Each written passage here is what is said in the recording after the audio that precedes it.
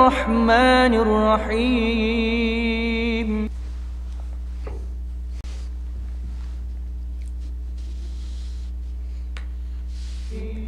بسم الله الرحمن الرحيم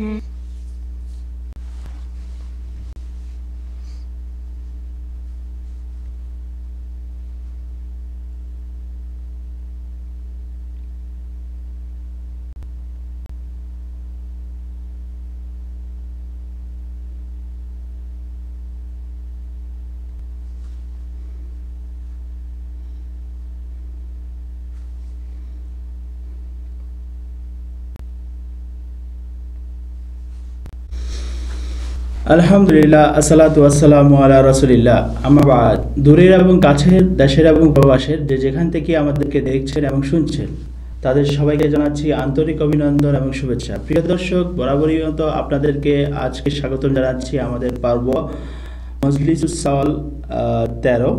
প্রিয় দর্শক, আমাদের সাথে উপস্থিত আছেন সম্মানিত শেখ মুস্তাফিজুর রহমান। সম্মানিত শেখে, আসুন আমাদের পর্বের জন্য স্বাগতম জানাচ্ছি। আসসালামু আলাইকুম। ওয়ালাইকুম আসসালাম। আলহামদুলিল্লাহ, আমরা ইতিপূর্বে আপনাদের ব্যাপক সাড়া পেয়েছি। আলহামদুলিল্লাহ, আপনাদের প্রশ্ন এবং জিজ্ঞাসা, আপনাদের উত্তরের পরিপ্রেক্ষিতে প্রোগ্রামটিকে ত্বরান্বিত করার জন্য আলহামদুলিল্লাহ আল্লাহ আমাদেরকে অশেষ সুযোগ করে দিয়েছেন। সেক্ষেত্রে আপনাদের কৃতজ্ঞতা স্বীকার করছি। আলহামদুলিল্লাহ, এই যাবৎ যে সমস্ত প্রশ্ন আপনারা পাঠিয়েছেন ইমেলের মাধ্যমে, যেগুলো এই যাবৎ আমরা প্রশ্ন উত্তর দিয়ে যাচ্ছি। আর এছাড়া যারা ভাইবার, ট্যাঙ্গো, ইমো, হোয়াটসঅ্যাপ যেখান থেকে আমাদেরকে মেসেজ পাঠাতে চান, তাদেরকে সাধারণার্থে আমরা বলতে চাই যে নিচে একটি স্ক্রলে নাম্বার দেওয়া আছে 00966550799569। এই নাম্বারে আপনারা সরাসরি আমাদের কাছে ভয়েস মেসেজ পাঠাতে পারেন। ভয়েস মেসেজ পাঠানোর নিয়মাবলী হচ্ছে, আপনাকে অবশ্যই আপনার নাম, ঠিকানা বলতে হবে, প্রশ্নটি সংক্ষিপ্ত করতে হবে, একটি প্রশ্ন করে পাঠাতে হবে। তো প্রিয় দর্শক, প্রতিদিন আমরা নতুনত্ব কিছু প্রশ্ন পেয়ে থাকি এবং সেগুলো আলোকে আলোচনা করে থাকি। আলহামদুলিল্লাহ, এটি আপনাদের কতটুকু প্রয়াস করবে সেই ক্ষেত্রে আপনাদের মন্তব্য আপনারা পাঠাতে পারেন proshno@allahu-akbar.media। এই ঠিকানায় আপনারা সরাসরি আমাদেরকে ইমেল করে জানাতে পারেন। আর আমাদের এই পরিক্রমাটি আপনাদের কেমন লাগলো সেই ক্ষেত্রে আপনারা অবশ্যই আমাদেরকে সাবস্ক্রাইব করে জানিয়ে দেবেন, যেন আমরা আপনাদের আত্মীয় স্বজনের কাছে সুদূর প্রান্তে যেন পৌঁছাতে পারি। তো আজকের এই প্রশ্ন এবং জিজ্ঞাসাতে যিনি আমাদের সাথে সময় দিচ্ছেন শেখ মুস্তাফিজুর রহমান, সরাসরি আমরা আজকের প্রশ্নের উপরে ভিত্তি করে আমরা চলে যাচ্ছি শেখ মুস্তাফিজুর রহমানের কাছে। যে আজকে প্রথম প্রশ্ন যিনি করেছেন, উনি জানতে চেয়েছেন, উনি জহির ভাই, উনি সৌদি আরবে থাকেন। উনি মাসালাটি জানতে চাচ্ছেন, breast milk of wife can drink husband. উনি জানতে চেয়েছেন অর্থাৎ যৌন মিলনের সময় স্ত্রীর দুধ খাওয়া জায়েজ কি না, শরীয়তে এটি কতটুকু বৈধতা দেয়। জি সম্মানিত শেখ। আলহামদুলিল্লাহি রাব্বিল আলামিন ওয়া সলাতু ওয়াসসালামু আলা সাইয়্যিদিল মুরসালিন নবিয়িনা মুহাম্মদ ওয়া আলা আলিহি ওয়া সাহবিহি আজমাইন, মা বা'দ।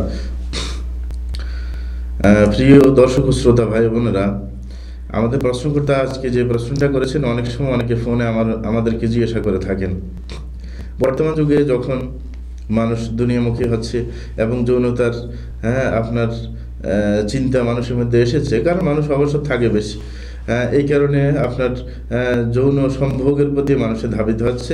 এই কারণে এই জাতীয় অনেক প্রশ্ন আসে। তো আজকে তার মধ্যে একটি প্রশ্ন আছে যে অনেক সময় স্ত্রীর সাথে সহবাসের সময় অনেকে আপনার স্তন আপনার চোষার কারণে অনেক সময় দুধ তার মুখে চলে আসতে পারে এবং খাইতেও পারে, কেউ অনেকে খেয়ে ফেলেন। সুতরাং এই ক্ষেত্রে কি আপনার স্ত্রী তার উপর হারাম হয়ে যায় নাকি, এটা অনেকে জানতে চাচ্ছেন। তো আমরা এটার উত্তরে প্রথমে বলবো ভূমিকা স্বরূপ যে এই চিন্তাটা আসে এই জন্য যে আপনার একটা ব্যাপারে আমাদের অস্পষ্ট ধারণা আছে, সেটা হচ্ছে যে কারোর দুধ পান করলে যে কোনো বয়সে কি আপনার সন্তান হিসেবে পরিগণিত হবে, অর্থাৎ মানে হারাম হওয়ার মাসলার কি যে কোনো বয়সের সাথে সম্পৃক্ত নাকি সম্পৃক্ত না, সেটা আমাদের অবশ্যই জানা উচিত। প্রথমে এটা খোলাসা করে নেই, তারপরে আসবে যে স্ত্রীর দুধ পান করার কারণে কি আপনার সে হারাম হয়ে যাচ্ছে আপনার উপর, এবং এটা একটা। আরেকটা হচ্ছে যে ইচ্ছাকৃত আপনি পান করেন সেটার বিধান, আর নাকি আপনি চুষতে গিয়ে হঠাৎ করে পেটে চলে যায়, মানে এটাও পার্থক্য করা দরকার আমাদের। সর্বপ্রথম হচ্ছে যে কোরআন মাজিদের দ্বারা এবং হাদিসের দ্বারা এবং ইজমায়ের দ্বারা এটা প্রমাণিত যে দুধ পান করলে কোনো বাচ্চা তার সাথে হরমতের সম্পর্ক হয়ে যায়, মানে সে আপনার যার দুধ পান করে সে দুধ মা হয়ে যায়। এটা কোরআন দ্বারা প্রমাণিত। যেমন আল্লাহ বলেন ওয়া উম্মাহাতুকুম আল্লাতী আরদা'নাকুম ওয়া আখাওয়াতুকুম মিনার রাদা'a। আল্লাহ জাল্লাহু বলতেছেন যে তোমাদের ওই মা যারা তোমাদেরকে দুধ পান করিয়েছে এবং তোমাদের ওই বোন যারা দুধ পান করার কারণে তোমাদের এই বোন হিসেবে সম্পর্ক হয়, যে দুধ বোন যেটাকে বলা হয়, এই দুই জাতীয় মেয়েদেরকে তোমাদের হারাম করা হয়েছে। তাহলে দুধ পান করার কারণে দুধ মাকে এবং দুধ বোনকে আপনি হারাম করা হয়েছে, এটা কোরআন দ্বারা প্রমাণিত হয়ে গেল। এরকম ভাবে হযরত ইবনে আব্বাস রাদিয়াল্লাহু আনহু একটা হাদিস পাওয়া যায় যে রাসূল আকরাম সাল্লাল্লাহু আলাইহি ওয়াসাল্লাম ইরশাদ করেন যে ইয়াহরুমু মিনার রাদা'i মা ইয়াহরুমু মিনাস সাব, যে দুধ পান করার কারণে ওরা হারাম হয়ে যায় যারা বংশের কারণে হারাম, বংশী সম্পর্কের কারণে, রক্তের সম্পর্কের কারণে হারাম হয়ে যায়। তাইলে বংশী সম্পর্কের কারণে যারা হারাম, এরকম দুধ পান করার কারণেও তারা হারাম হয়ে যায়। তাইলে এটাও আমরা পাইলাম, যেটা বুখারী মুসলিমের হাদিস, মুসলিম শরীফ 1444 নম্বর। এরকম ভাবে বিশ্বের সকল আলেম একমত যে আপনার দুধ পান করলে বিয়ে শাদী হারাম হয়ে যায়। তাই এটা আমরা জানি সবাই।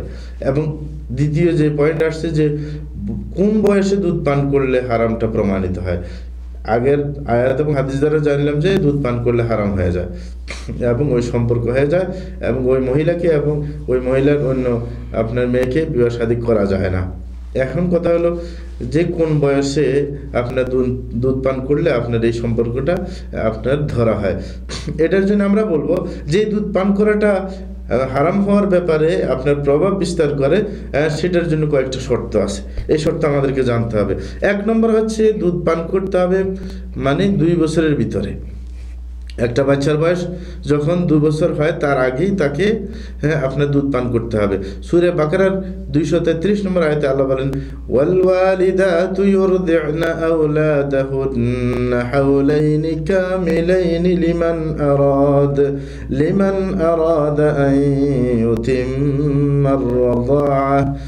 আল্লাহ জাল্লাহু বলতেছেন যে মহিলারা তাদের সন্তানকে 2 বছর পূর্ণ 2 বছর আপনার মহিলারা তাদের সন্তানকে পূর্ণ 2 বছর দুধ পান করাবে, যারা দুধ পান করাতে চায়। তাইলে দুধ পান করানোর সময় দেওয়া হয়েছে এই আয়াতের মধ্যে 2 বছর। তাহলে বোঝা যাচ্ছে এই 2 বছরের মধ্যেই আপনার হারাম হওয়ার সম্পর্কটা আছে। আরেকটা শর্ত হচ্ছে যে দুধ পান করার ক্ষেত্রে আপনার 5 ডোক পান করতে হবে, যার মাধ্যমে এক বাচ্চার 1 বেলা খাবারের ব্যবস্থা হয়ে যায়।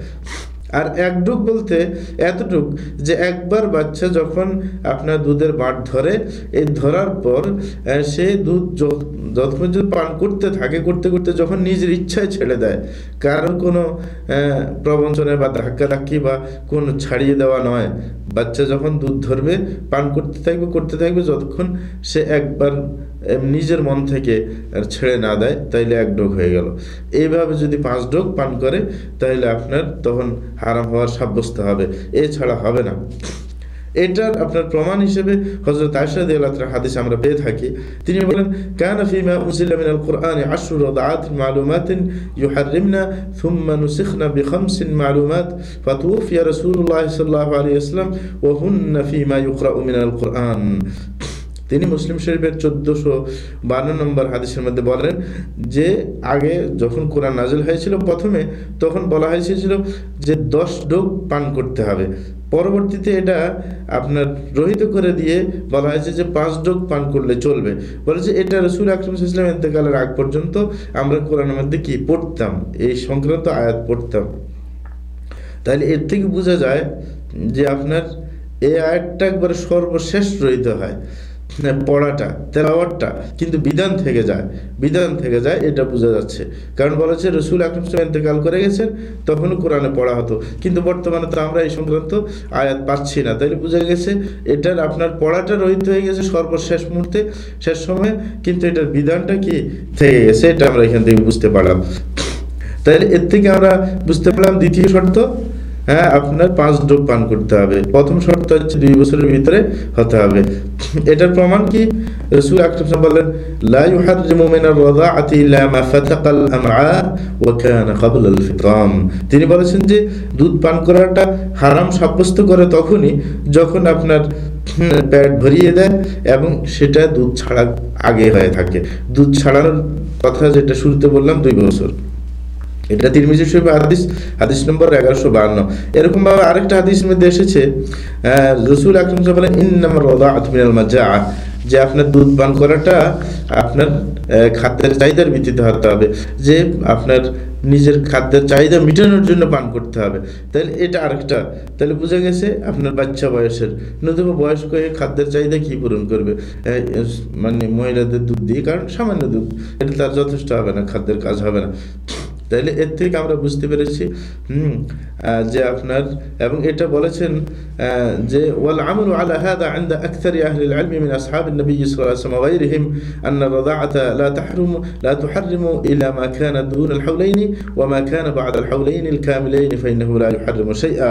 তাহলে এইগুলো থেকে আমরা বুঝলাম যে আপনার দুধ পান করাটা হারাম সাব্যস্ত করার জন্য 2 বছরের কম হতে হবে, এবং এরকম ভাবে 2 বছরের পরে হলে চলবে না। আর 5 ডোগের কথা তো বললামই।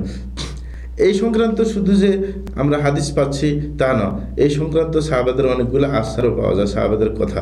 যেমন আবু আতিয়া আল ওয়াদিঈ থেকে বর্ণিত, তিনি বলেন যে এক ব্যক্তি হযরত ইবনে মাসউদ রাদিয়াল্লাহু আনহুর কাছে এসেছিলেন এবং তিনি বলেছিলেন যে আমার স্ত্রীর দুধটা তার স্তনের মধ্যে আটকে যায়। তখন আমি কি করছি, তাকে সমস্যা থেকে উদ্ধার করার জন্য তার স্তন ধরে আমি চুষতে শুরু করলাম এবং শুরু করে আমার মুখে নিয়ে এসে পরে এগুলো ফেলে দেই। তখন আমি হযরত আবু মুসা আশআরী রাদিয়াল্লাহু আনহুর কাছে গিয়েছিলাম, তিনি আমাকে এই ব্যাপারে ফতোয়া দেননি। তখন আমি আপনার কাছে আসলাম। তখন তিনি ওনার হাত ধরে বললেন, হযরত ইবনে মাসউদ রাদিয়াল্লাহু আনহু প্রশ্ন করতে হাত ধরে বললেন, আরদি আনতা রাহাদা, বলে যে তুমি কি এটাকে দুধ পান করা ধরছো? তারপরে তিনি উত্তর নিজেই দিলেন, ইন্না রাদাউ মা আনবাতাল লাহমা ওয়াদ দাম, বলেছেন না দুধ পান করা বলতে শরীয়তে যেটাকে বলা হয় সেটা আপনার এমন দুধ পান করা হতে হবে যেটা রক্ত মাংস সৃষ্টি করে, আর এটা ছোট বয়সে হয়ে থাকে, বড় যখন বয়স্ক হয়ে যায় তখন হয় না। আর এই কথা আবু মুসা আশআরী রাদিয়াল্লাহু আনহু যখন শুনছিলেন এই ফতোয়াটা, তখন তিনি বললেন, লা তাসআলুনি আন শাইইন মা কানা হাদাল হাবরু বাইনা আযহুরিকুম, বলে যে আজকের পর থেকে এই বড় আলেম হযরত ইবনে মাসউদ থাকা অবস্থায় তোমরা কেউ আমার কাছ থেকে আর কোনো প্রশ্ন জিজ্ঞাসা করো না। এটা মুসান্নাফ আব্দুর রাজ্জাকের মধ্যে এসেছে, আপনার হাদিস নম্বর 13895 নম্বর। এরকম ভাবে আপনার মুয়াত্তা মালিক 2 নম্বর খণ্ড 603 নম্বর পৃষ্ঠার মধ্যে ইবনে ওমর রাদিয়াল্লাহু আনহুর একটা বাণী পাওয়া যায়। সেটা হচ্ছে তিনি বললেন, লা রাদাআতা ইল্লা লিমান উরদিআ ফিস সিগর ওয়া লা রাদাআতা লিকাবীর, বলেন যে আপনার দুগ্ধ পান যে বিধানটা সেটা আপনার তখনই আপনার সাব্যস্ত হবে যখন ছোট বয়সে কি করা হয়, পান করা হয়। এই কারণে বোঝা গেল যে বয়স্ক হইলে পান করলে চলবে না, ওই বিধানটা প্রমাণিত হবে না, এটা ওনার কথা। এরকম ভাবে ইমাম মালিক রাহমাতুল্লাহি আলাইহি তার মুয়াত্তার মধ্যে আব্দুল্লাহ ইবনে দিনার রাহিমাহুল্লাহ আরেকটা কথা বললেন। তিনি বলেন যে এক ব্যক্তি হযরত আব্দুল্লাহ ইবনে ওমরের কাছে আসলেন, আমিও তার পাশে ছিলাম। তো উনি জিজ্ঞাসা করতেছিলেন বয়স্করা দুধ পান করলে কি হয়। তখন আব্দুল্লাহ ইবনে ওমর রাদিয়াল্লাহু আনহু বললেন যে এক ব্যক্তি হযরত ওমর ইবনে খাত্তাব রাদিয়াল্লাহু আনহুর কাছে আসলেন এবং বললেন, ইন্না লি ওয়ালিদাতান ওয়া কুনতু আতাউহা ফাআমাদাত ইমরাতি ইলাইহা ফারদাআতহা। হযরত ওমরের কাছে এসে বললেন যে আমার একটা কি আছে, বান্দি আছে, এই বান্দির সাথে আমি কিন্তু সহবাস করি। তো আমার স্ত্রী একদিন কি করছে, চালাকি করে সে ওই আমার বান্দিটাকে দুধ পান করাই দিছে। তো একদিন আমি সহবাস করতে গেলাম বান্দির সাথে, তো আমার স্ত্রী বলতেছে, দূর এই থামো তুমি, তুমি ওর সাথে সহবাস করতে যাবে না, কারণ আল্লাহর কসম আমি ওকে দুধ পান করাই দিছি, সুতরাং তোমার উপর হারাম হয়ে গেছে। তখন সে এসে হযরত ওমর রাদিয়াল্লাহু আনহুর কাছে বলার পর হযরত ওমর বললেন, আউজিহা ওয়াতি জারিয়াতিক জারিয়াতাকি ফাইন্নামা রাদাআতু রাদাআতুস সাগীর, বলে যে তুমি যে তোমার মহিলাকে ভালো করে মার দিবে, এবং তুমি তোমার ওই যে বান্দির সাথে সহবাস করবে, কোনো সমস্যা নেই, কারণ এতে সে দুধ পান করার যে বিধান হারাম হওয়ার এটা সাব্যস্ত হয় ছোট বয়সে, 2 বছরের কম যখন বয়স থাকে। তুমি বয়স্ক হয়ে গেছো, তোমার সাথে এই বিধান আসবে না। তাইলে এর থেকে আমরা বুঝতে পারলাম যে ব্যাপারগুলা যে সেটা হচ্ছে হারাম হওয়ার জন্য প্রথম শর্ত হচ্ছে 2 বছরের কম হতে হবে। আর এই ব্যাপারটা কিন্তু অধিকাংশ আলেমের ফতোয়া, যেটা হযরত ওমর থেকে এসেছে, হযরত আলী থেকে, হযরত ইবনে ওমর থেকে, ইবনে মাসউদ থেকে, ইবনে আব্বাস থেকে, আবু হুরায়রা থেকে এবং রাসূল আকরাম সাল্লাল্লাহু আলাইহি ওয়াসাল্লামের স্ত্রী সবগুলো থেকে, হযরত আয়েশা ছাড়া।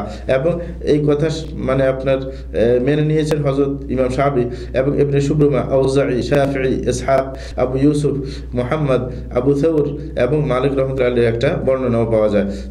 তাহলে এর থেকে আমরা বুঝলাম যে আপনার স্ত্রীর দুধ পান করলে সেটা কখনো আপনার এর দ্বারা হারাম সাব্যস্ত হয় না। কিন্তু একটা কথা আমরা খেয়াল করব যে তারপরেও দুধ পান করা থেকে, স্ত্রীর দুধ পান করা থেকে দূরে থাকা অবশ্যই দরকার, সেটা পরের পয়েন্টে আসছে। এবং এই ব্যাপারে হযরত শেখ ইবনে উসাইমিন রাহমাতুল্লাহ আলাইহিকে যখন জিজ্ঞাসা করা হলো তখন তিনি এইরকম উত্তর দিয়েছেন যে রাদাউল কবীর লা ইউআসির, যে বয়স্ক লোক যদি দুধ পান করে তাহলে সেটা কি হারাম সাব্যস্ত করে না। কারণ হইতেছে আপনার 2 বছরের কম বয়সের মধ্যে কি আপনার দুধ পান করা হারামের জন্য শর্ত, এবং কি 5 ডোজ পান করতে হবে, কিন্তু সেটা বয়স্কের ক্ষেত্রে আপনার পাওয়া যায় না। সুতরাং এই ক্ষেত্রে আপনি হারাম সাব্যস্ত হবে না। কিন্তু এখন কথা হলো যে আপনি ইচ্ছে করে পান করা, একটা হচ্ছে আপনি সহবাস করতে গেছেন আপনার সুবিধার জন্য বা তার উত্তেজনা বাড়ানোর জন্য, আপনি চুষতে গেলেন তার স্তন, তখন হঠাৎ করে পেটে ঢুকে গেছে, সেটা একটা মানে অসতর্ক অবস্থা হয়ে গেছে, সেটার কারণে আপনার হারাম হওয়া সাব্যস্ত হবে না, এটা তো বুঝে গেলাম। কিন্তু আপনি ইচ্ছে করে আপনার স্ত্রীর সরাসরি দুধ পান করার চেষ্টা করলেন, এটা কি ঠিক কিনা এই সম্পর্কে আমরা সাধারণ ইঙ্গিত দিয়ে আমরা এখানে শেষ করতে যাচ্ছি। এই প্রশ্নের উত্তর সেটা হচ্ছে যে আপনি যদি ইচ্ছাকৃত দুধ পান করেন তাইলে সেটা আপনার যদি প্রয়োজনের কারণে হয়, যে আপনার চিকিৎসার জন্য যদি হয়ে থাকে না, এরকম যদি অথবা এরকম কোনো সমস্যার জন্য হয় তাহলে জায়েজ, কোনো সমস্যা নেই। যেটা শাইখুল ইসলাম ইবনে তাইমিয়া রাহমাতুল্লাহি আলাইহি বলেছেন, আম্মা গসলু আইনাইহি বিলাবানি ইমরাতিহি ইয়াজুজ ওয়ালা তাহরুমু বিযালিকা আলাইহি, বলতেছে অনেক সময় চোখের মধ্যে সমস্যা দেখা দিলে, আমাদের দেশে চোখ লওয়া বলে, যদি চোখ লয় মহিলার স্তনের দুধ দিয়ে যদি চোখকে ধুয়ে দেয় তখন নাকি ভালো হয়ে যায়। বলেছে এই কারণে আপনার কোনো সমস্যা হবে না, কেউ যদি নিজের স্ত্রীর দুধ দিয়ে চোখ ধুয়ে দেয়, যার কারণে স্ত্রী তার উপর হারাম হবে না। কিন্তু প্রয়োজন ছাড়া, এরকম চিকিৎসা বা এই জাতীয় কোনো কিছু ছাড়া, প্রয়োজন ছাড়া এমনি কোনো সাবালক ব্যক্তি আপনার স্ত্রীর দুধ পান করবে, সেটার ব্যাপারে কিন্তু একটু দ্বন্দ্ব আছে। হানাফি মাযহাবের মধ্যে যেটা পাওয়া যায় ফতোয়া হিন্দির মধ্যে, যে ওয়ালা বাসা বিআন ইউসআত আর-রাজুল বিলাবানিল মারাতি ওয়া ইয়াশরাবু লিদ-দাওয়া, বলে যে চিকিৎসার জন্য আপনার যদি কেউ দুধ পান করেন আপনার নিজের স্ত্রীর, তাইলে এর মধ্যে কোনো সমস্যা নাই। কিন্তু ওয়া ফি শুরবি লাবানিল মারাতি লিল বালিগ মিন গায়রি দারুরাতিন ইখতিলাফুল মুতাআখিরিন, বলে যে বিনা প্রয়োজনে দুধ পান করা, এটার মধ্যে কি আছে পরবর্তী আলেমদের আপনার মতভেদ আছে। ফাতুল কাদিরের মধ্যে বলা হয় ওয়াহাল ইবাহু আল ইরদাউ বা'আল মুদ্দা কিলা লা, বলতেছে এই 2 বছর চলে যাওয়ার পর আপনার দুধ পান করা বিনা প্রয়োজনে কি জায়েজ কিনা। বলে যে কেউ বলেছেন না জায়েজ নাই, কেন? লিআন্নাহু জুজউল আদমি ফালা ইবাহুল ইনতিফাউ বিহি ইল্লা লিদারুরা, কারণ বলতেছেন এটা দুধটা হচ্ছে একটা মানুষের কি একটা অংশ, মহিলার অংশ, সুতরাং বিনা প্রয়োজনে কোনো মানুষের অংশ বিশেষ দিয়ে লাভবান হওয়া যায় না। এর থেকে আমরা বলবো যে দুধ ইচ্ছা করে আমরা পান করতে যাব না, এটা ঠিক নয়, কারণ এটা মহিলার অংশ, সুতরাং বিনা প্রয়োজনে সেই অংশকে আমরা কাজে লাগাতে যাব না।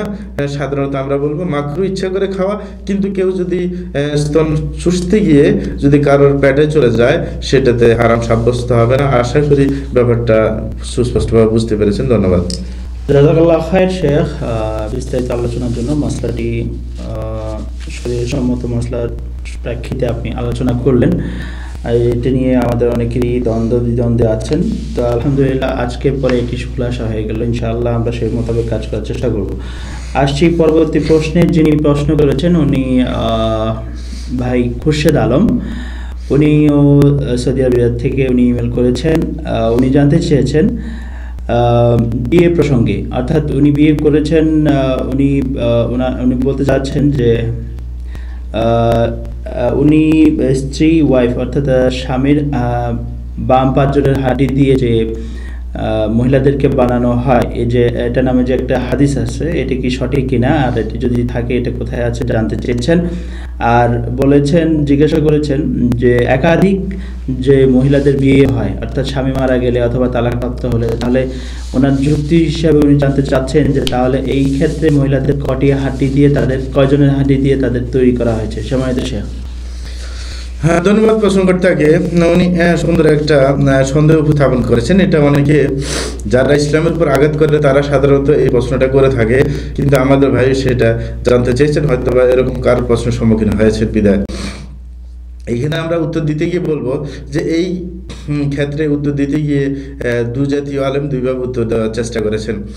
প্রথমে আমরা জানবো যে সূরা নিসার 1 নম্বর আয়াতের মধ্যে আল্লাহ জাল্লা শানহু এই সংক্রান্ত আপনার কথা বলেছেন। কোরআন মাজিদের মধ্যে আল্লাহ বলেন, ইয়া আইয়ুহান নাসু ইত্তাকু রাব্বাকুমুল্লাযী খালাকাকুম মিন নাফসিন ওয়াহিদা وخلق منها زوجها وبث منهما رجالا كثيرا ونساء। আল্লাহ জাল্লা বলেন, হে মানুষ, যে তোমরা তোমাদের প্রভুকে ভয় করো, যিনি তোমাদেরকে এক আত্মা থেকে সৃষ্টি করেছেন এবং সেখান থেকে সৃষ্টি করেছেন তার স্ত্রীকে, এবং তাদের উভয় থেকে সৃষ্টি করেছেন অনেক পুরুষ মহিলাকে। তাইলে এই আয়াত দ্বারা আল্লাহ জাল্লা বুঝাতে চেয়েছেন যে আল্লাহ জাল্লা তার স্ত্রীকে তার থেকেই তৈরি করেছেন এবং এই দুইজন থেকে অনেক কি পুরুষ মহিলাকে তৈরি করেছেন।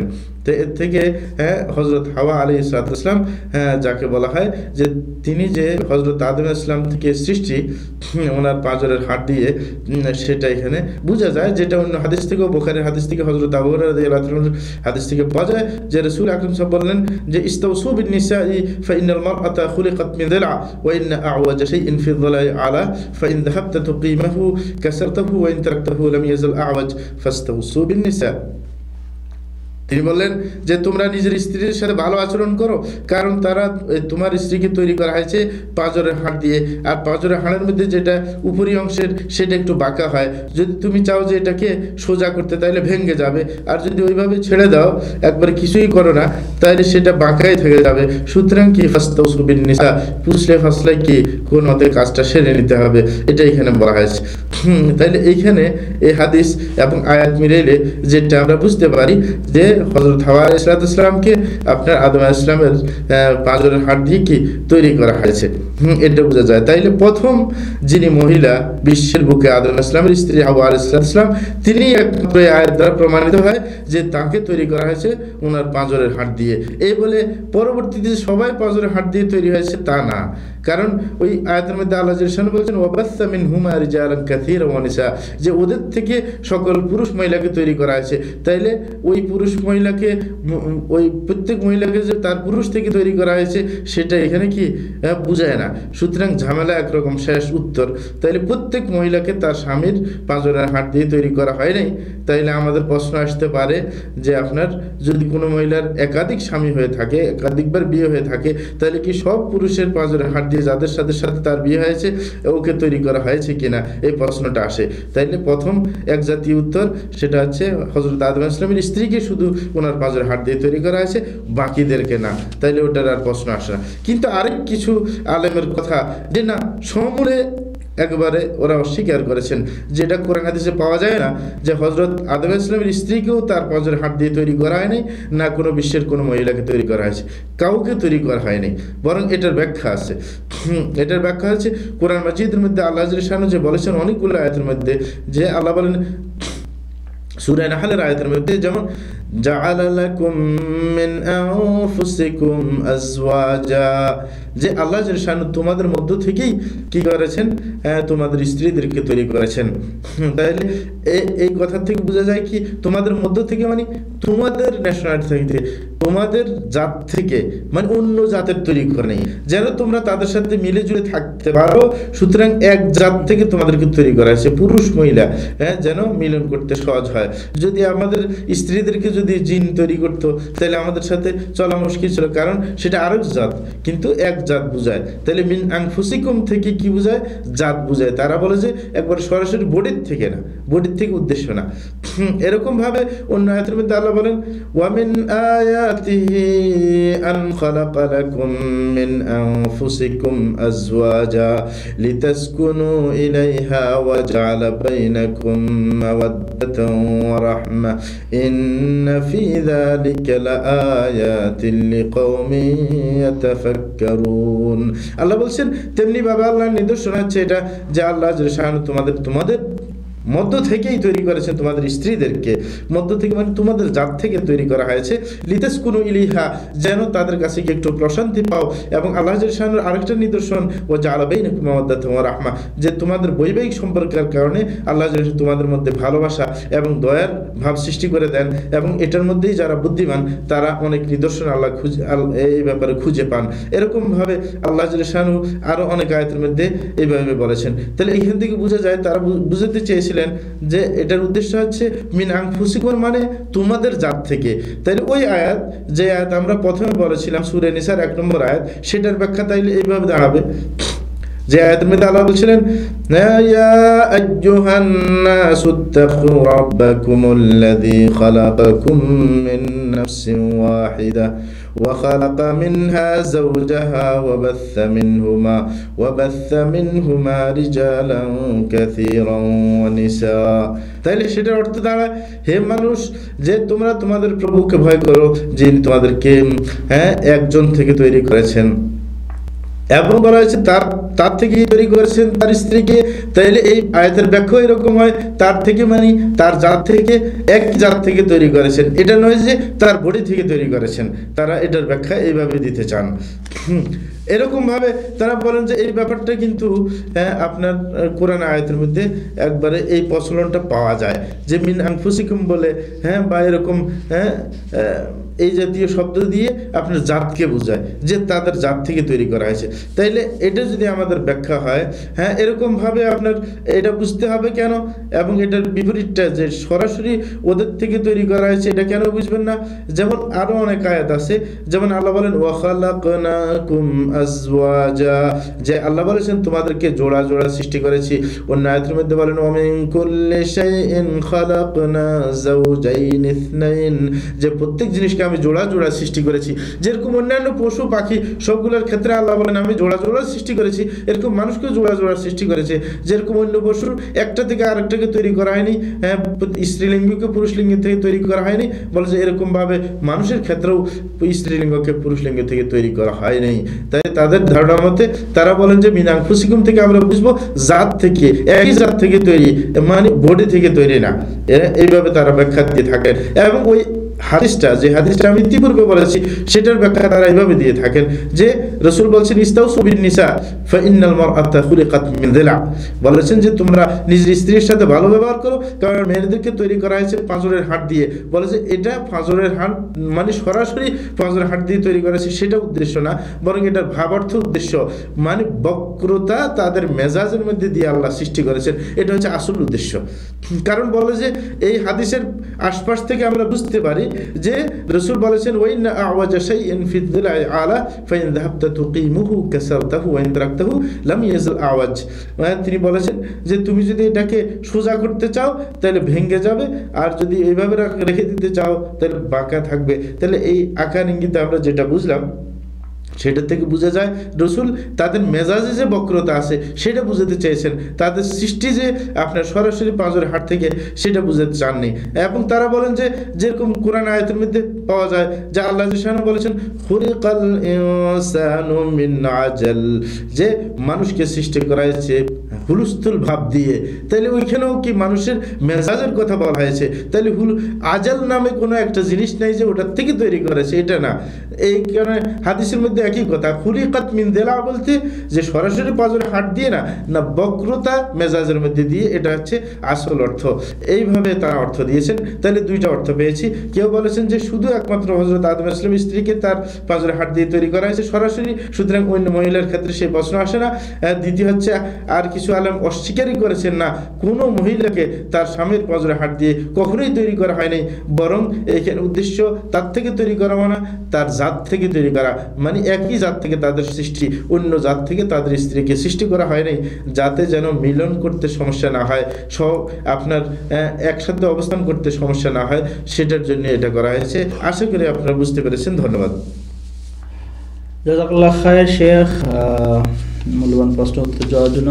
প্রিয় দর্শক, সম্মানিত দর্শক, আপনি আশা করি উত্তরটি পেয়েছেন, এমনকি আপনার যে দ্বিধাদ্বন্দ্ব ছিল সেটি আশা করি ইনশাআল্লাহ কেটে যাবে।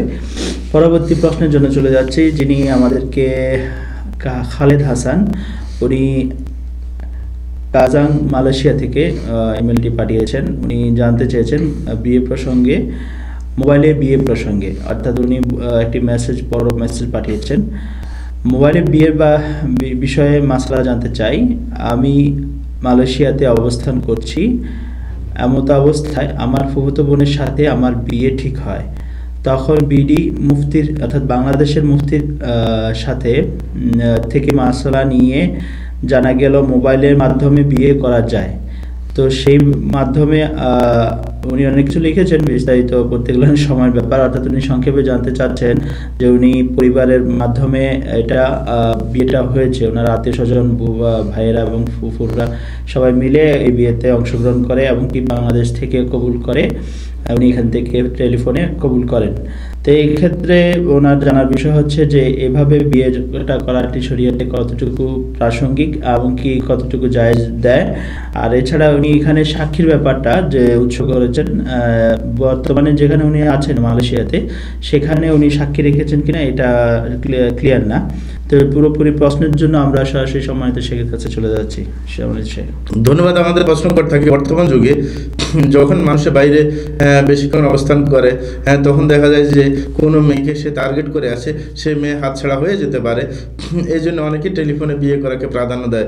অনেক সময় ছেলেও হাতছাড়া হয়ে যেতে পারে, এই ভয়ে অনেক মেয়ের অভিভাবকরা রাজি হয়ে যান। কিন্তু এই জাতীয় বিয়ে জায়েজ আছে কিনা এটা নিয়ে অনেকে প্রশ্ন করে থাকেন। সুতরাং এটার একটা খোলাসা অবশ্যই করতেই হবে। সর্বপ্রথম এই সন্দেহটা কেন আসলো সেটা আমরা অবশ্যই বোঝানোর চেষ্টা করব, তারপরে উত্তরে আসতেছি। সেটা হচ্ছে বিয়ের জন্য কি আপনার শর্ত, বিয়ের জন্য কি কি শর্ত, সেগুলো কি এখানে পাওয়া যাচ্ছে নাকি যাচ্ছে না, সেটা যদি আমরা নিশ্চিত হইতে পারি তাহলে প্রশ্নের উত্তরটা আমরা সহজে বের করে ফেলতে পারবো। সর্বপ্রথম হচ্ছে বিয়ের জন্য দুইটা রকম, একটা হচ্ছে কি ইজাব কবুল। ইজাব আর কবুল এই দুইটা জিনিস বিয়ের রোকন, সেটা ছাড়া কিন্তু বিয়ে একবার সম্ভবই না। ইজাব কাকে বলে? আরবিতে ইজাব বলা হয় যে মেয়ের অভিভাবকের পক্ষ থেকে অথবা তার প্রতিনিধির পক্ষ থেকে এই কথা বলা যে আমার অধীনস্থ অমুক মহিলাকে বা আমি অমুকের পক্ষ থেকে আপনার দায়িত্বশীল হয়ে তার মেয়ে অমুককে আমি এই অমুক ছেলের কাছে হস্তার্পণ করলাম। এটা হচ্ছে ইজাব, মানে আপনার প্রস্তাব দেওয়া আপনার অভিভাবকের পক্ষ থেকে যে আমি তোমাকে এরকম তোমার হাতে উঠিয়ে দিলাম। এখন দ্বিতীয় পর্যায়ে যে কাজটা আছে কবুল করার ব্যাপারটা, এই কবুল করা মানে স্বামী নিজে সরাসরি বলতে পারে যে ঠিক আছে আমি কবুল করলাম, অথবা স্বামীর প্রতিনিধি বলতে পারে ঠিক আছে আমি অমুকের পক্ষ থেকে আমি তার জন্য কবুল করলাম, তাহলে হয়ে যায়।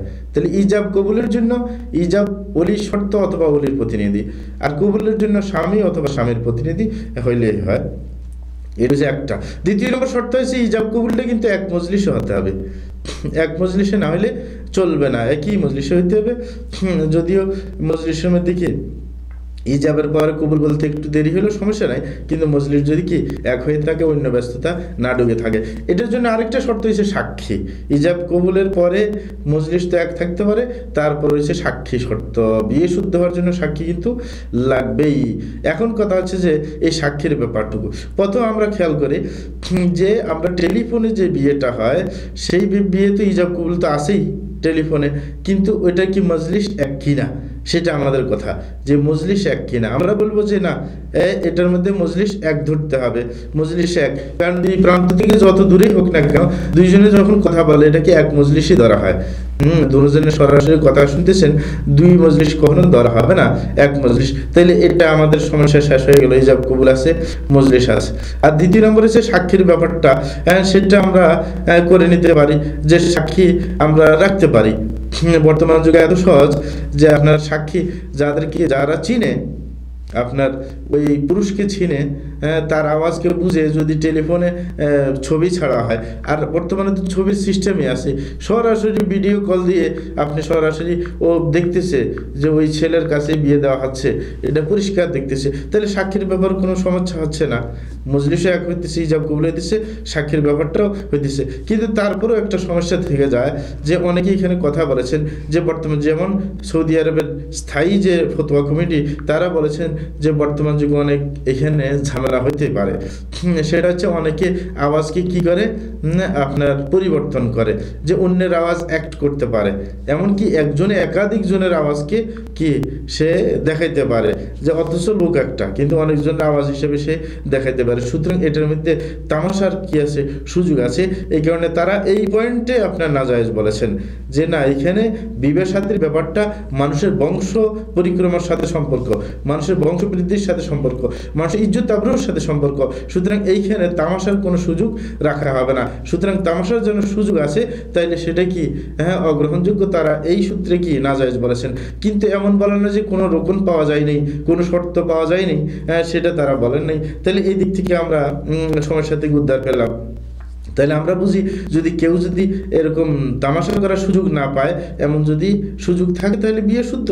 তাহলে আমরা বলবো যে ইজাব কবুল সাক্ষী যদি পাওয়া যায়, এবং সাক্ষীরা যদি ওকে চিনে, ওর আওয়াজ বুঝে চিনে আওয়াজ, অথবা তাকে সরাসরি দেখতে পায়, এবং কোনো তামাশার সুযোগ না থাকে, তাই সেটা বিয়ে কি শুদ্ধ হবে, এতে কোনো কি সমস্যা থাকবে না। এটা আমরা বুঝতে পারলাম। এবং এটাই আল্লামা বিন বাজ রাহমাতুল্লাহি আলাইহি এই ফতোয়া দিয়েছেন। তিনি বলেছেন যদি এরকম হয়, তাকে যখন জিজ্ঞাসা করা হইলে এক বেচারা যে আমি দূর দেশে থাকি, তো এখন আমার অভিভাবক চাচ্ছে যে আমি এক মেয়েকে বিয়ে করি, কিন্তু মেয়ের বাপ কিন্তু দূরে থাকে, এখন আমি কি করতে পারি? টেলিফোনে যদি আমি এরকম ইজাব কবুলের ব্যাপারটা সেরে নিই, এটা কি জায়েজ হবে? তখন তিনি বলছেন যে অসুবিধা নাই, যদি বিয়ের শর্তগুলো পাওয়া যায়, ইজাব কবুল পাওয়া যায়, এরকম ভাবে আপনার সাক্ষীও পাওয়া যায়, তাইলে কোনো সমস্যা হবে না। এবং যদি কোনো তামাশার যদি সুযোগ না থাকে, তাইলে আপনার বিয়েটা শুদ্ধ হয়ে যাবে। এবং অন্যান্য যেমন সৌদি আরবের শেখ আব্দুল আজিজ আল জিবরিন, তিনিও সেটা বলেছেন যে এতে যদি কোনো তালবাহানার কোনো যদি সুযোগ না থাকে, তাইলে হবে। তাইলে আমরা ব্যাপারটা বুঝতে পেরেছি যে বিবাহ শাদী টেলিফোনে সম্ভব বর্তমান যুগে, বিশেষ করে যখন ভিডিও কল আসে, তখন ব্যাপারটা একবারে সুস্পষ্ট যে এরকম বিয়ে শাদী করতে পারে। কিন্তু আমাদের প্রশ্নকর্তার প্রশ্নের মধ্যে একটা ব্যাপার আছে, যে তার অভিভাবক মানে যখন কোনো আলেমের কাছে গিয়েছিলেন, তখন তাকে বলেছিলেন যে তাকে ওই পুরুষকে বললেন যে তার একটা প্রতিনিধি ঠিক করে দিতে, যে বললো যে তুমি একজনকে তোমার প্রতিনিধি বানাও, তোমার পক্ষ থেকে সে দায়িত্ব পালন করবে। এটা কিন্তু প্রয়োজন নাই। যখন আমরা বললাম তখন এটা প্রয়োজন, আদি যুগে এটা প্রয়োজন ছিল। আমরা যখন ইজাব কবুলের ব্যাখ্যায় গিয়েছিলাম, তখন আমরা বলতেছিলাম যে স্বামীর অনুপস্থিতি স্বামীর পক্ষ থেকে অন্যজন কবুল করতে পারে, সেটা দরকার। এখন ওই স্বামী কেন যখন টেলিফোনে সম্ভব, কেন তার প্রতিনিধি ঠিক করবে? সেটা দরকার হয় না। কিন্তু এটা বাড়তি কাজ করেছেন, হয়তো একবারে সন্দেহমুক্ত হওয়ার চেষ্টা করেছেন ওই মুফতি সাহেব। সুতরাং এটার প্রয়োজন নাই, এমনিতেই আপনার বিয়ে শাদী হয়ে যাবে যদি সাক্ষী টাকি সব ঠিক মতো পাওয়া যায়, ইজাব কবুল ঠিক মতো হয়, সব কিছু যদি সুস্পষ্ট থাকে, তামাশার কোনো সুযোগ না থাকে, তাহলে আশা করি ইনশাআল্লাহ এই জাতীয় বিয়ে আপনার সংগঠিত হবে এবং এর ভিত্তিতে আপনার অগ্রসর হওয়া যেতে পারে। যদি কেউ বলে যে এই টেলিফোনে বিয়ে করার পরে দেশে গিয়ে যেন সুস্পষ্টভাবে আবার প্রকাশ্যে বিয়ে করে নেওয়া হয়, সেটা কেউ যদি সন্দেহ লাগে করতে পারেন, কিন্তু সেটা কোনো বাধ্যতামূলক না। আশা করি আপনারা বুঝতে পেরেছেন। ধন্যবাদ। জাযাকাল্লাহ খায়ের শেখ। সম্মানিত শেখ, যেটা আপনাদেরকে বললেন, যারা এই দ্বিধাদ্বন্দ্বে ভুগছেন তাদের দৃষ্টি আকর্ষণ করে বলছি, সন্দেহের অবকাশ ঘটান, অতি সত্বর বিয়ের মাসলাটা জেনে সঠিক পথে বিয়েটি করেছেন, যেহেতু সঠিক পথে ইনশাআল্লাহ পরবর্তী জীবনগুলো সমাধান করার চেষ্টা করুন। তো যারা আমাদের কাছে প্রশ্ন করছেন বা দিচ্ছেন বা মেসেজের মাধ্যমে, হোয়াটসঅ্যাপের মাধ্যমে, তাদের দৃষ্টি আকর্ষণ করে বলছি, নিচে একটি নাম্বার দেওয়া আছে, এই নাম্বারটিতে আপনারা সরাসরি আমাদের কাছে প্রশ্ন পাঠাতে পারেন। প্রশ্ন পাঠানোর জন্য আপনাদের জন্য 009665590795669 এই নাম্বারে আপনারা হোয়াটসঅ্যাপের মাধ্যমে সরাসরি ভয়েস রেকর্ডিং করে আমাদের কাছে আপনার নাম, ঠিকানা এমনকি প্রশ্ন পাঠিয়ে দিতে পারেন। তো আর দেরি না করে এখনই আপনারা সরাসরি আপনার প্রশ্নটি পাঠিয়ে দিন, যেন উত্তরের সমাধানটা আপনারা যেন আমরা দিতে পারি এবং কি সে মোতাবেক আপনারা আমল করতে পারেন। তো সর্বশেষ প্রশ্নটি যিনি আমাদেরকে জানতে চেয়েছেন কুতুবউদ্দিন মোল্লা, উনি জানতে চেয়েছেন ফজর নামাজের ফজিলত। তো আসুন সম্মানিত শেখ, ফজর নামাজের ফজিলত কি একটু ব্যাখ্যা করেন। ধন্যবাদ প্রশ্নকর্তাকে। এমন একটি প্রশ্ন করেছেন তিনি যে ব্যাপারটা সবার জানা দরকার এবং এটা গুরুত্ব দিয়ে সবাইকে শোনানো দরকার। কারণ হচ্ছে যে মুসলমানদের মধ্যে অনেক মানুষ পাওয়া যায় 4 বেলা নামাজ পড়েন, কিন্তু ফজরের নামাজ পড়তে অলসতা করেন এবং সেটাই অধিকাংশ মানুষের ছুটে যায়। অথচ যে ফজর পড়তে পারবে যে মুসলমান, তার ব্যাপারেই আপনার ইসরায়েলের একজন ইহুদি আপনার আলেম সে বলেছিল যে মুসলমান আমাদেরকে হুঙ্কার দেয় যে আমাদেরকে এলাকা ছাড়া করবে, কিন্তু বলে সেই দিন আমি বিশ্বাস করব যেদিন জুমার মুসল্লিরা ফজরের নামাজ পড়তে শুরু করে। কারণ ফজরের নামাজ যে পড়তে পারে সেই হচ্ছে খাঁটি মুসল্লি এবং সেই খাঁটি ইমানদার। সেই ব্যক্তি আমাকে হুমকি দিতে পারে যে আমাকে তাড়িয়ে দিবে, কিন্তু মুসলমানরা কখনো আমাদেরকে জায়গাচ্যুত করতে পারবে না। তাহলে তার কথা থেকে আমরা একটা সুন্দর আইডিয়া পাইলাম যে আমরা যতই হুঙ্কার ছাড়ি না কেন কাফেরদেরকে পর্যদস্ত করব, কিন্তু আমাদের ইমানটা খাঁটি করতে হবে এবং ইমান খাঁটির একটা আলামত সে বলেছিল যে ফজরের নামাজ ঠিক মতো পড়তে হবে। তাহলে ফজরের গুরুত্ব অনেক বেশি, সেটা আমাদের ভালো করে যেন আমরা বুঝতে পারি সেটার জন্য আমরা কিছু ফজিলতের কথা উল্লেখ করবো, যেরকম আমাদের ভাই বলেছিলেন।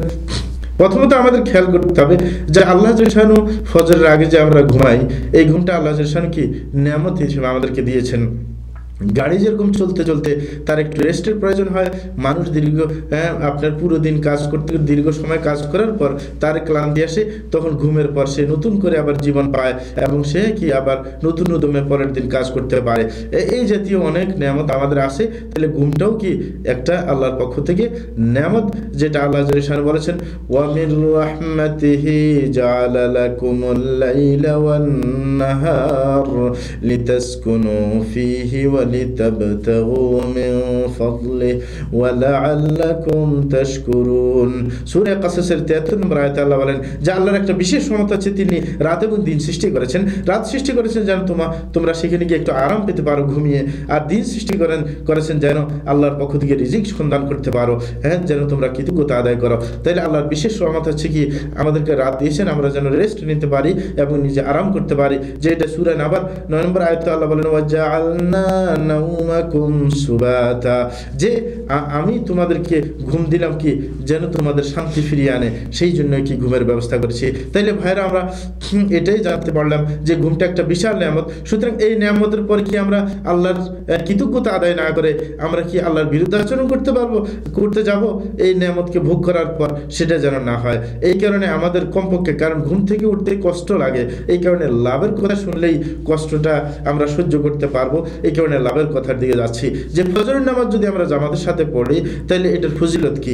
1 নম্বর ফজিলত হচ্ছে যে আমরা আল্লাহর রক্ষায় নিরাপত্তায় চলে যাব। বর্তমান যুগে নিরাপত্তা জনিত ব্যাপারটা বেশি মানুষকে চিন্তিত করে।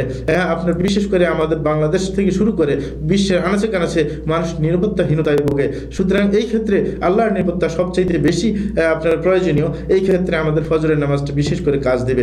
কারণ রাসূল আকরাম সাল্লাল্লাহু আলাইহি ওয়াসাল্লাম মুসলিম শরীফে এক হাদিসের মধ্যে বলেছেন মান সাল্লা সুবহা ফাহুয়া ফি যিম্মাতিল্লাহ, যে ব্যক্তি ফজরের নামাজ পড়েছে সে ব্যক্তি আল্লাহর জিম্মায় চলে গেছে। সুতরাং আল্লাহর জিম্মায় থাকার জন্য অবশ্যই ফজরের নামাজ জামাতের সাথে পড়তে হবে। এটা মুসলিম শরীফের হাদিস 657 নম্বর হাদিস। এরকম ভাবে দ্বিতীয় আরেকটা ফজিলত হচ্ছে যে আপনার ফজরের নামাজ যদি আমরা পড়তে পারি তাহলে সেটা আমাদেরকে জাহান্নাম থেকে মুক্তি দেবে, যেটাও মুসলিম শরীফের হাদিস। উমর ইবনে রুয়াইবা রাদিয়াল্লাহু আনহু হাদিস, তিনি বলেন যে রাসূল আকরাম সাল্লাল্লাহু আলাইহি ওয়াসাল্লাম ইরশাদ করেন লা ইয়ালিজুন নারা আহাদুন ক্বাবলা তুলু'i আশ-শামসি ওয়া ক্বাবলা গুরুবিহা, যে ওই ব্যক্তি জাহান্নামে প্রবেশ করবে না যে ব্যক্তি সূর্য আপনার উদয়ের আগে নামাজ পড়েছে, মানে ফজরের নামাজ পড়েছে, ও ক্বাবলা গুরুবিহা এবং সূর্য ডুবার আগে আসরের নামাজ পড়েছে। এগুলোর গুরুত্ব দিয়ে সে কি জাহান্নাম থেকে মুক্তি পাবে। এটাও মুসলিম শরীফের হাদিস 634 নম্বর হাদিস। এরকম ভাবে তৃতীয় নম্বর যেটা আরেকটা ফজিলতের কথা, সেটা হচ্ছে ফজরের নামাজ ঠিক মতো পড়লে আপনার জান্নাতে প্রবেশ করার কি একটা কি সুবিধা হয়ে যাবে এবং জান্নাতে প্রবেশের মাধ্যম হয়ে যাবে। বুখারী মুসলিমের হাদিস আবু মুসা আশআরী রাদিয়াল্লাহু আনহু থেকে বর্ণিত, তিনি বলেন রাসূলুল্লাহ সাল্লাল্লাহু আলাইহি ওয়াসাল্লাম ইরশাদ করেন, মান সাল্লাল বারদাইনি দাখালাল জান্নাহ, যেই ব্যক্তি দুইটা ঠান্ডার সময়ের নামাজ পড়লো তাহলে সেই ব্যক্তি জান্নাতে প্রবেশ করতে পারলো। সেটা হচ্ছে ঠান্ডার সময়ের নামাজ মানে ফজর এবং আসর, এই ঠান্ডার সময় হয়। হাদিস নম্বর বুখারীর 574 নম্বর, মুসলিম শরীফের 635 নম্বর। এবং 74 নম্বর যে ফজিলত সেটা হচ্ছে যে ফজরের সময় ফেরেশতারা উপস্থিত থাকেন, সুতরাং এই ফেরেশতাদের উপস্থিতির সময়ের মধ্যে নামাজ পড়লে তারা সাক্ষী থাকবে এবং এটার গুরুত্ব বেশি। সূরা ইসরার 78 নম্বর আয়াতে আল্লাহ বলেন মাশহুদা, ফজরের টাইমকে বলেছেন যেটা ফেরেশতাদের উপস্থিতির সময়। বুখারী মুসলিম হাদিস হযরত আবু হুরায়রা রাদিয়াল্লাহু আনহু থেকে বর্ণিত, তিনি বলেন যে রাসূলুল্লাহ সাল্লাল্লাহু আলাইহি ওয়াসাল্লাম ইরশাদ করেন যে তাআকাবুনা ফীকুম মালাইকাতুন বিল-লাইলি ওয়া মালাইকাতুন বিন-নাহার ওয়া ইজতামিউনা ফী সালাতিল ফজর ওয়া সালাতিল আসর সুম্মা ইয়ারজু আল্লাযীনা বাতু ফীকুম ফায়াসআলুহুম ওয়া হুয়া আ'লামু বিহিম কাইফা তারাকতুম ইবাদি ফায়াকুলুনা তারাকনাহুম ওয়া হুম ইউসাল্লুন ওয়া আতাইনাহুম ওয়া হুম ইউসাল্লুন।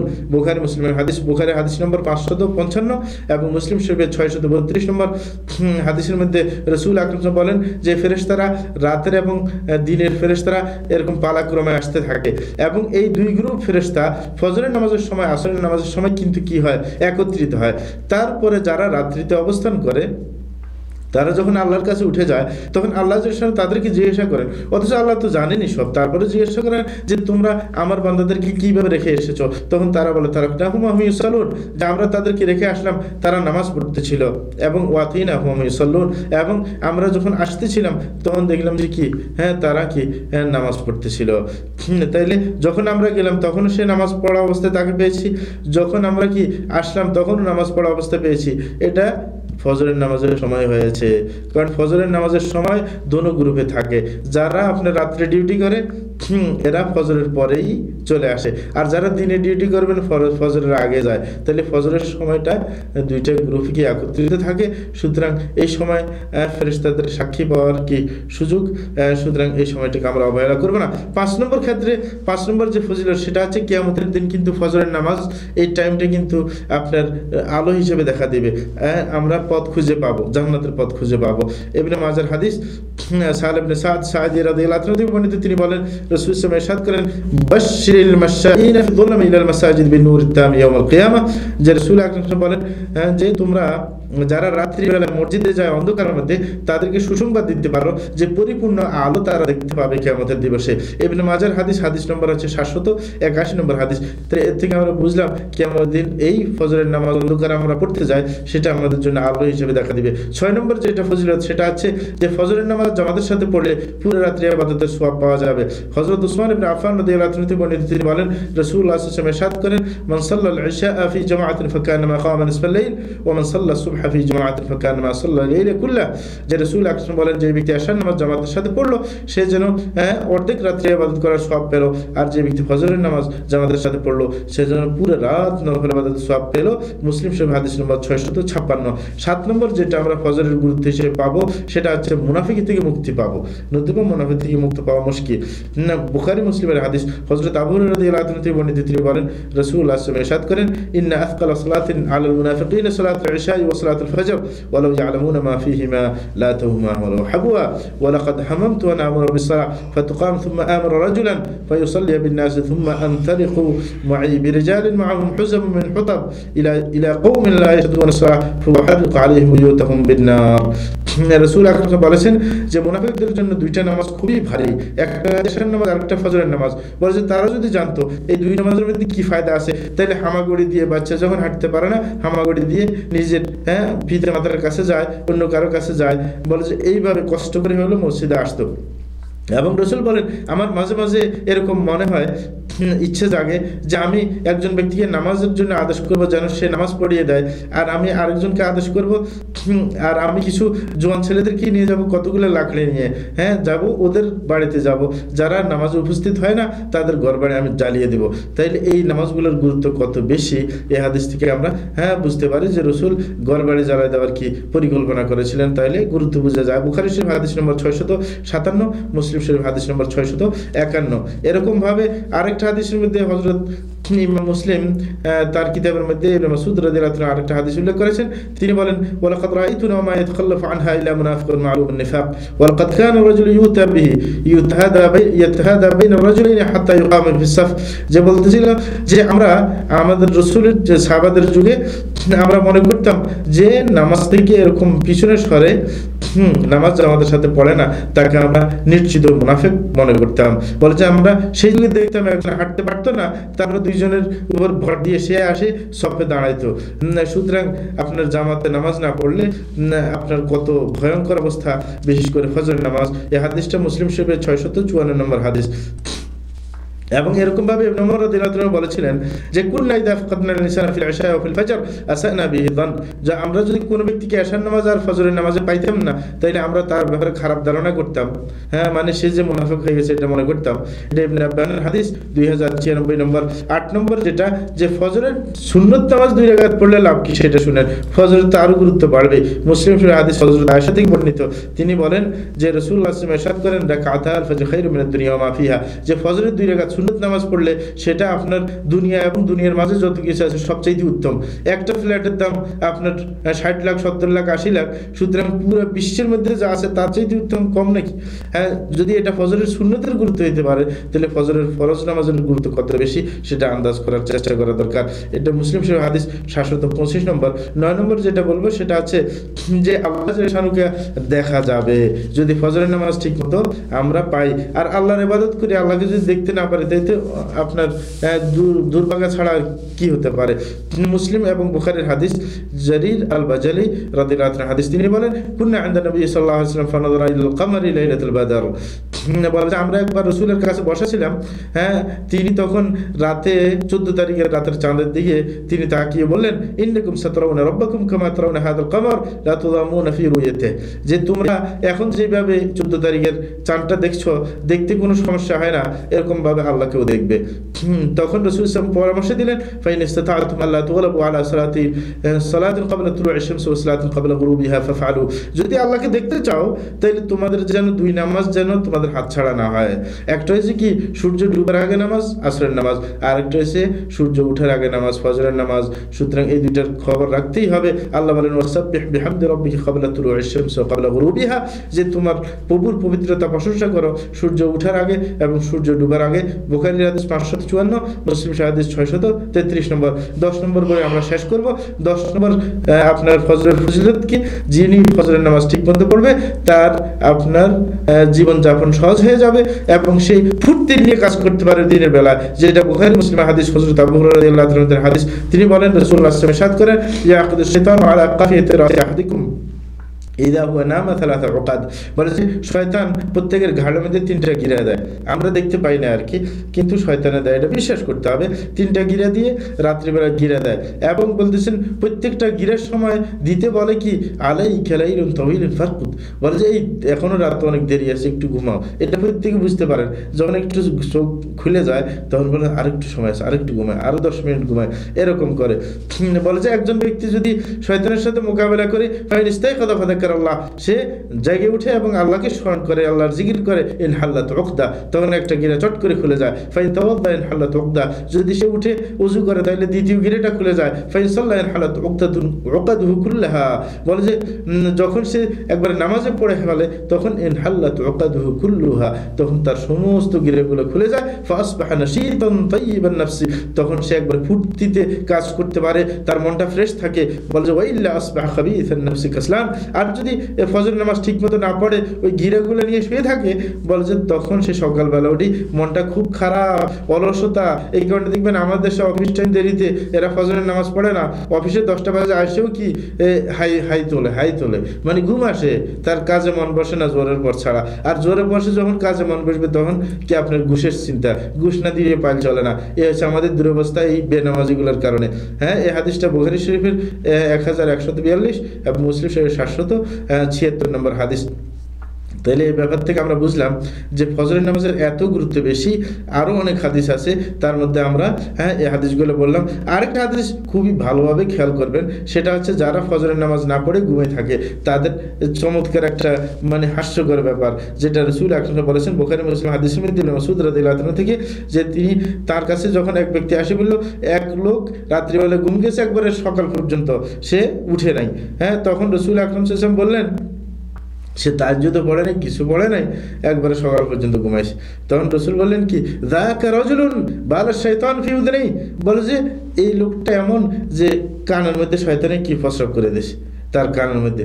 তো বিশেষ কথা, এখন কানের মধ্যে একটু খোঁচা দিয়ে দেখবেন শয়তানে প্রস্রাব করছে কিনা। তাইলে যারা আমরা এরকম ঘুম থেকে উঠতে চাই না, শয়তানে কিন্তু কানের মধ্যে প্রস্রাব করে দেয়। হাদিস নম্বর বুখারীর 1144, মুসলিম শরীফ 774 নম্বর হাদিস। তাইলে আমরা অবশ্যই খেয়াল করবো শুধু ফজর না, যেই কোনো নামাজ যেন আমরা সঠিকভাবে পড়তে পারি, সঠিক টাইমে পড়তে পারি, তাইলে কিন্তু পরকালে নাজাত মিলবে। আর যদি নামাজ নষ্ট করি, নামাজের গুরুত্ব না দিই, তাইলে জাহান্নামে যেতে পারে, যেতে হবে। সূরা মারইয়ামের 59 নম্বর আয়াতের মধ্যে আল্লাহ বলেন, ফাখলাফা মিন বা'দিহিম খালফুন আযাউস সালাহ ওয়াত্তাবাউশ শাহাওয়াতি ফাসাউফা ইয়ালকাউনা গায়্যা। আল্লাহ বলেছেন পরবর্তীতে এমন কিছু লোক আসবে যারা নামাজকে নষ্ট করে দেবে এবং নিজের মন গড়া চলতে চেষ্টা করবে।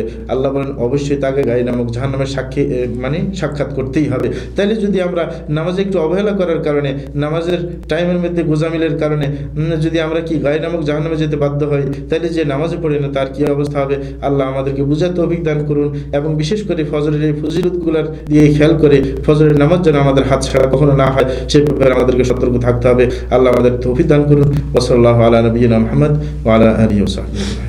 জাযাকাল্লাহ খায়র শেখ বিস্তারিত আলোচনার জন্য। প্রিয় দর্শক, আপনাদের প্রশ্নের উত্তর আপনারা সরাসরি পেয়ে গেলেন আলহামদুলিল্লাহ। সে মোতাবেক কাজ করার জন্য এবং কি আমরা সে মোতাবেক চলে এবং কি আত্মীয় স্বজন তাদেরকে এই দাওয়াতটুকু দেওয়ার জন্য আপনাদের কাছে উদাত্ত আহ্বান জানাচ্ছি। যারা এই পর্যন্ত প্রশ্ন পাঠিয়েছেন তাদেরকে আন্তরিক অভিনন্দন এবং কি যারা পাঠাতে চান তাদের দৃষ্টি আকর্ষণ করে বলছি 00966559079569 এই নাম্বারে আপনারা হোয়াটসঅ্যাপ বা ট্যাঙ্গো ফিং যে যেখান থেকে পারেন আপনারা সরাসরি আমাদের কাছে মেসেজ পাঠাতে পারেন। ভয়েস রেকর্ডিং করে মেসেজ পাঠাতে হলে অবশ্যই আপনার নাম ঠিকানা অবশ্যই বলতে হবে। তার পাশাপাশি আপনারা একটি করে প্রশ্ন উত্তর আশা করতে পারেন, অর্থাৎ প্রতি প্রশ্নের সাথে একটি করে প্রশ্ন যেন আমরা করি। আর প্রিয় দর্শক, যারা ইমেলের মাধ্যমে আমরা সরাসরি প্রশ্ন জানতে চাই তারা সরাসরি proshchano@allahuakbar.media এই ঠিকানায় আপনারা সরাসরি ইমেল করতে পারেন। যারা আজ যাবত প্রশ্ন করেছেন তাদের দৃষ্টি আকর্ষণ করে বলছি, আপনারা আমাদের প্রশ্ন পেয়েছেন আশা করি ইনশাআল্লাহ, কিন্তু আপনাদের সাবস্ক্রাইব আমরা পাইনি। তো সেই ক্ষেত্রে আপনাদের থেকে আশা রাখছি আপনারা যেন আমাদের প্রশ্ন উত্তর পাশাপাশি আমাদের কিছু খেদমতের প্রয়োজন আছে, অর্থাৎ আমাদের চাহিদা আপনাদের কাছে যেন আমরা আরও দূরত্ব যে আমাদের যে দূরত্বটা আছে এটা আরও কমানোর জন্য। তো আসুন আপনারা যাতে আরও বেশি করে সাবস্ক্রাইব করেন, আপনাদের আত্মীয় স্বজনে যে যার মোবাইল আছে সমস্ত মোবাইল থেকে আপনারা একটি করে অন্তত সাবস্ক্রাইব করুন, অর্থাৎ স্মার্টফোনের মাধ্যমে আপনারা যদি ইউটিউবের অ্যাকাউন্টটিকে আমাদের এই ইউটিউবের চ্যানেলটিকে যদি সাবস্ক্রাইব করেন তাহলে আমাদের এই দাওয়াতি পরিক্রমাগুলো আপনাদের আত্মীয় স্বজন সবার কাছে চলে যাবে ইনশাআল্লাহ। তো আজকে এই পর্যন্ত সম্মানিত শেখকে আমরা যথেষ্ট সময় পেয়েছি আজকে। তো পরিশেষে আপনাদেরকে সবাইকে ধন্যবাদ এবং শেখ আপনাকে জাযাকাল্লাহ খায়র। পরিশেষে একটি কথাই, আসুন দুনিয়াটাকে অর্থাৎ পৃথিবীটাকে নিজের মতো না গড়িয়ে কোরআন সুন্নাহর আলোকে গড়ার চেষ্টা করি, তাহলেই আমরা হয়তোবা সহিহ সুন্নাহর আলোকে যদি চলতে পারি তাহলে অবশ্যই ইহদিনাস সিরাতাল মুস্তাকিম সেই রাস্তাতেই আমরা যেতে পারবো ইনশাআল্লাহ। তো আসুন পরিশেষে আপনাদেরকে আন্তরিক অভিনন্দন এবং শুভেচ্ছা জানিয়ে ওয়াখির দাওয়ানা আলহামদুলিল্লাহি রাব্বিল আলামিন। আসসালামু আলাইকুম ওয়া রাহমাতুল্লাহি ওয়া বারাকাতুহু।